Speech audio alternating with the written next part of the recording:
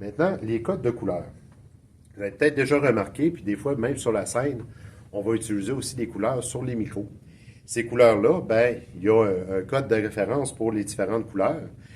Par exemple, la couleur noire, comme on voit ici, c'est le chiffre tout simplement 0.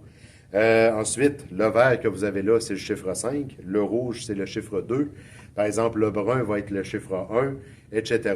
Si vous voulez savoir justement quelle couleur vaut quoi, vous pouvez aller sur Internet, vous allez avoir justement des chartes de couleurs, juste à marquer color et résistance.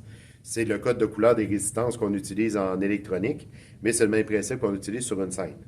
Fait que, par exemple, si vous avez un micro qui n'aurait pas de tape, donc qui serait noir, ce serait le micro qui serait 0, qu'on n'utilise pas souvent. Un tape qui serait brun, ce serait le micro 1, etc. Le tape rouge, ben à ce moment-là, ce serait le numéro 2, et on continuerait à monter comme ça.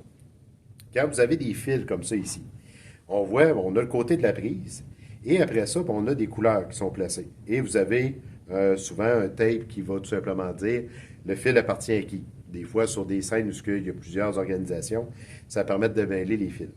Fait que, on part de la prise, et à ce moment-là, la première couleur qu'on rencontre, ben, c'est le premier chiffre de la longueur du fil.